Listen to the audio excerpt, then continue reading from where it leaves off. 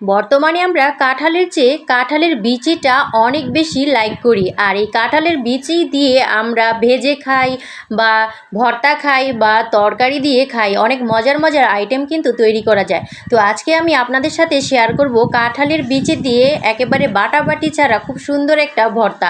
তো এখানে আমি কাঁঠালের বিচিগুলোকে টেলে ভালো করে ছিলে ধুয়ে নিব। এরপর একটা হাম্বুল দিস্তা নিব, আর এই হাম্বুল দিস্তার মধ্যে ভালো করে এভাবে থেতলে নিব।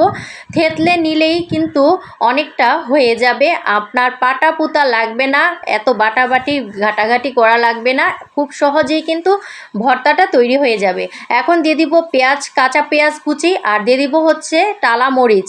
মরিচটা একটু টেলে নেবেন, শুকনা মরিচ, আর দিয়ে দিব সামান্য একটু লবণ। এরপর আমি ভালো করে আবার এভাবে থেতলে নিব। থেতলে নিলেই কিন্তু হয়ে গেল। আর এখানে কিন্তু বাসায় ফ্রিজে মরিচের ভর্তা ছিল, তো সেগুলো আমি অ্যাড করে দিয়েছি। মরিচের ভর্তা অ্যাড করতেও পারেন, আর না করলেও সমস্যা নাই, আমার বাসায় ছিল তাই আমি অ্যাড করেছি। তো এই যে দেখেন কি সুন্দর লাল টুকটুকে একটা ভর্তা, কাঁঠালের বিচির ভর্তা, খুব মজার হয়েছিল ভর্তাটা। তো আজকে কিন্তু আমি আপনাদের সাথে শেয়ার করলাম এই কারণে। আর এই যে গরম ভাতের সাথে এই ভর্তাটা এত মজা হয়।